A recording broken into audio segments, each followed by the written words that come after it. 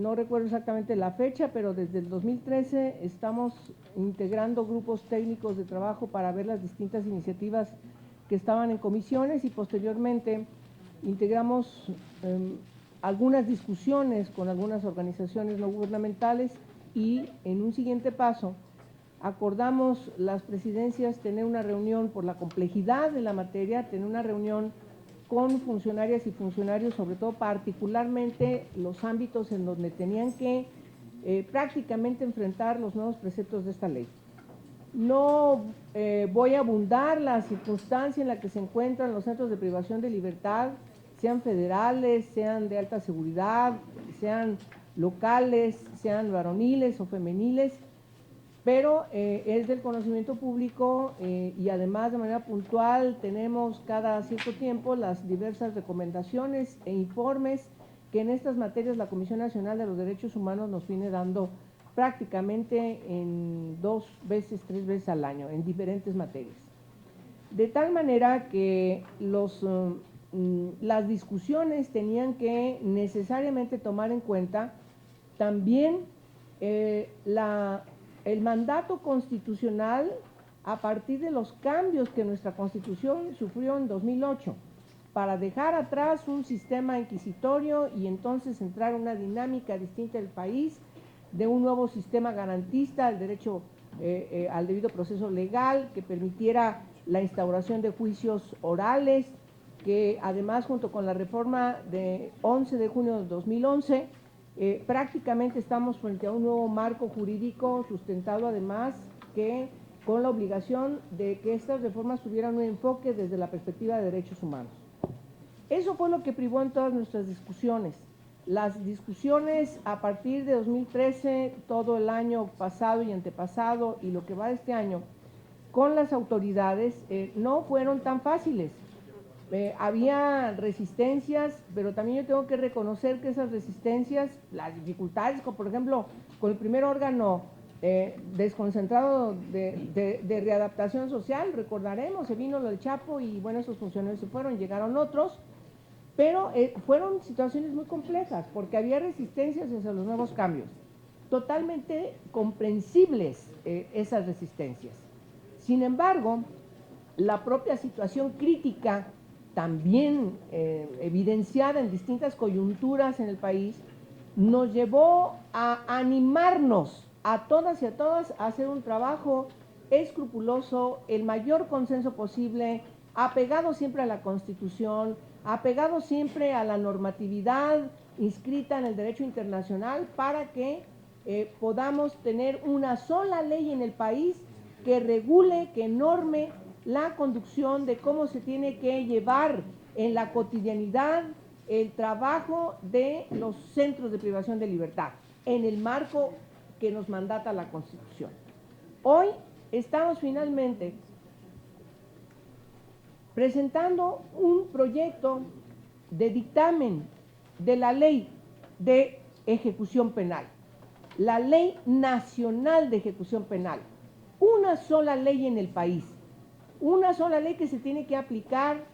en ámbito local y en el ámbito federal.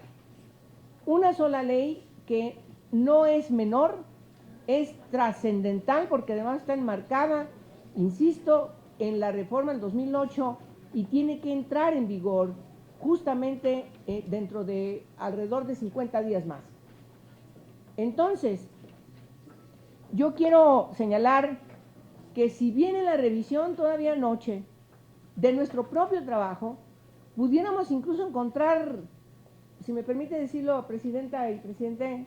compañeras y compañeros, incluso hasta cuestiones de dedazo, hasta eso, sí, porque el equipo técnico hizo, y yo quiero felicitarlo, al equipo técnico de nuestros secretarios técnicos, los cuatro son compañeros, no hay ahí ninguna compañera, pero los 4 hicieron un trabajo muy importante. Y yo quiero felicitarlos de manera particular porque soportaron nuestro genio, nuestra presión de todo mundo, quítale, ponle, va, viene, qué sé yo. ¿Es todavía perfectible? Claro que sí lo es. Hay cosas que se quedan, sí. Hay todavía anoche en la última revisión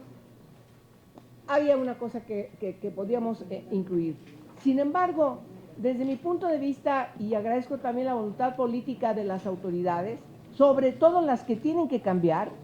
sobre todo las que tienen que tener este tránsito para hacerse de las nuevas tecnologías, de los nuevos preceptos que les mandatan, cambiar incluso no solamente formas, sino cuestiones estructurales en su comportamiento, en su conducción, de cómo ven inclusive a las personas privadas de su libertad. Yo creo que la ley de ejecución penal está, si me permiten decirlo y con eso termino, presentándonos a las personas que están privadas de su libertad desde una perspectiva distinta, a partir del mandato de la Constitución, que tenemos que caminar hacia la reinserción social, hacia buscar entender que de las 254,000 personas que están privadas de su libertad, más de 200,000, y quizás no me equivoco, mucho más de las 200,000 debemos crearles condiciones para su reinserción social y para que no vuelvan a reincidir, para que vuelvan a recuperar su vida junto con sus familias, para que puedan tener un proyecto de vida distinto. Y eso está plasmado en la ley. Está plasmado en la ley. Y claro, también entendemos las preocupaciones de los centros de privación de libertad, de alta seguridad, etcétera, pero también ahí hay un cambio y un enfoque. Yo creo que la ciencia penal más avanzada que está en las democracias en el mundo se esfuerzan precisamente para lograr darle oportunidad a la gente que cometió una comisión de delito, a la gente que se equivocó e infringió la ley penal de su país. Y yo creo que lo que estamos presentando ahora, compañeras y compañeros, va en ese sentido. De tal manera que termino también destacando la voluntad política de funcionarias y funcionarios de las distintas dependencias que estuvieron aquí. Algunas de ustedes nos acompañan, personas doctas, que dedicamos horas y horas y horas para finalmente lograr que el texto quedara como está. También les agradezco, yo creo que todos compartimos eso, les agradecemos a todos, a todas, hay muchas funcionarias aquí muy buenas, por cierto, y a los funcionarios que estuvieron trabajando en estas reuniones intensas, con una gran presión, pero nos parece que vamos a poder cumplir en tiempo y forma con el mandato de la Constitución. Rescatamos muchísimas de las propuestas de las organizaciones defensoras de derechos humanos. Eso también me parece que es muy importante. Abrir nuestras discusiones a las distintas propuestas que tenemos que preservar hasta el final de la votación, y tenemos que pedirle a la Cámara de Diputados que tenga